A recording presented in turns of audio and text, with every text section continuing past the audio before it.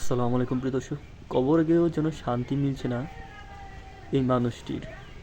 করলা বেগম, প্রিয় দর্শক, করলা ভারতের উড়িষ্যায় ঘটে গেল একটি হৃদয় বিদারক ঘটনা। টাকার জন্য নিজের বোনের লাশ কবর থেকে উঠে তারপর ব্যাংক ম্যানেজারকে দেখিয়ে বিশ্বাস করানো হয়েছে।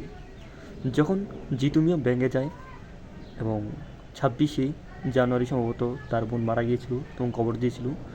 আর মৃত ব্যক্তির যে একটা সার্টিফিকেট বা কিছু একটা লিখিত যে একটা কাগজ থাকে সেটি হয়তো বা উনি পাননি বিদায় দেখাতে পারেননি ব্যাংক ম্যানেজারকে।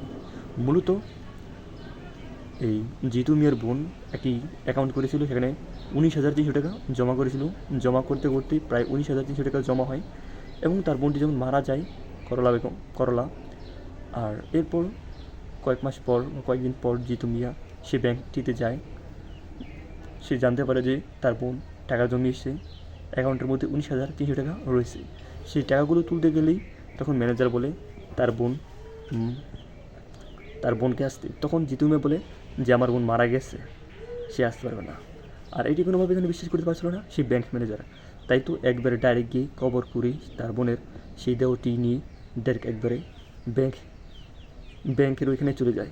এরপর এগুলো থেকে পুরো একবারে হতবাক হয়ে যায়, সবাই ভয় পেয়ে যায়। সেখানে পুলিশ এসে পড়ে এবং ঘটনাস্থলে এই ঘটনাটি দেখা দেন জিতু মিয়া। পরবর্তীতে এই ঘটনাটি পুরো একবার পৃথিবীতে দেশ বিদেশে পুরো আলোচনা এবং সমালোচনার ঝড় তুলে যায়। প্রিয় দর্শক, টাকার জন্যে মানুষ কী না করতে পারে। মাত্র 19,300 টাকার জন্য নিজের বোনকে কবর থেকে উঠিয়ে তারপর ব্যাংকে যেতে হয় জিতু মিয়াকে।